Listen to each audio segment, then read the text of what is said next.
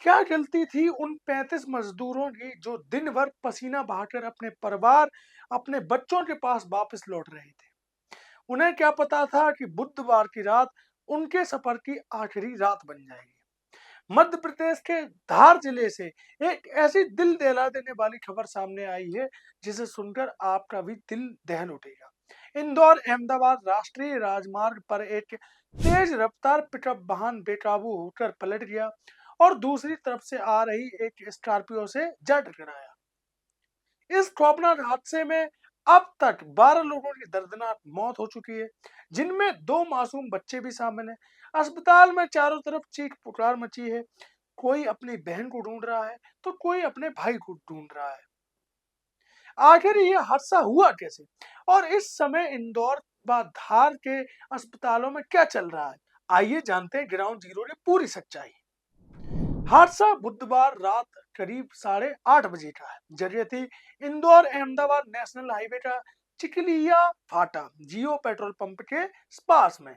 प्राथमिक जानकारी के मुताबिक एक लोडिंग पिकअप में करीब 35 मजदूर ठसाठस भरे हुए थे। ये सभी लोग मजदूरी करके खुशी खुशी अपने गांव वापस लौट रहे थे। तभी अचानक मौत बनकर लोडिंग पिकअप पलट गया। धार के एसपी मयंक अवस्थी के मुताबिक पिकअप की रफ्तार बहुत ज्यादा थी। अचानक ड्राइवर के हाथ से स्टीयरिंग का कंट्रोल छूट गया, जिसके बाद वो मजदूर से भरी गाड़ी सड़क पर 3-4 बार बुरी तरह से पलटी। गाड़ी इतनी बेकाबू थी कि पलटते हुए ही सड़क के दूसरी तरफ चली गई और वहां सामने से आ रही एक स्कॉर्पियो से जा भिड़ी। हादसा इतना जोरदार था कि दोनों वाहनों के परखच्चे उड़ गए। जो मजदूर कुछ देर पहले अपने घर जाने का सपना देख रहे थे, वो खून से लथपथ होकर सड़क पर गिर पड़े। अब सबसे बड़ा सवाल ये उठ रहा है कि जब ये पिकअप सड़क पर चल रही थी और 35 मजदूर इसमें सवार थे, तो लोकल पुलिस व ट्रैफिक पुलिस ने ध्यान क्यों नहीं दिया? क्या ट्रैफिक पुलिस या लोकल पुलिस सिर्फ 100-100 रुपए, 500-500 रुपए लेने के लिए ही चौराहों पर खड़ी होती है? या ट्रैफिक पुलिस का जो काम है गाड़ियों की चेकिंग करना की उस काम को भी कर रही थी? आप सोचिए, अगर ट्रैफिक पुलिस वाले इस गाड़ी की चेकिंग करते तो शायद ये बड़ा हादसा ना हो पाता। और कोई भी ड्राइवर अपने साथ एक साथ 35 मजदूरों को गाड़ी में ठसाठस बैठाकर लोडिंग पिकअप, वो भी लोडिंग पिकअप गाड़ी में ऐसे ही नहीं ले जाता है। वह कई बार ऐसा कर चुका होगा, लेकिन इस बार हादसा हो गया। सवाल पूछना जायज है उन ट्रैफिक कर्मचारियों से जो भारी की गाड़ियों को रोकते हैं, उनके वाहन की चेकिंग करते हैं और उनसे 500-500 रुपए वसूली करते हैं। आखिर वो कहाँ गए ट्रैफिक के कर्मचारी? उन्हें ये क्यों नहीं दिखाई दिया? ये बड़ा सवाल है।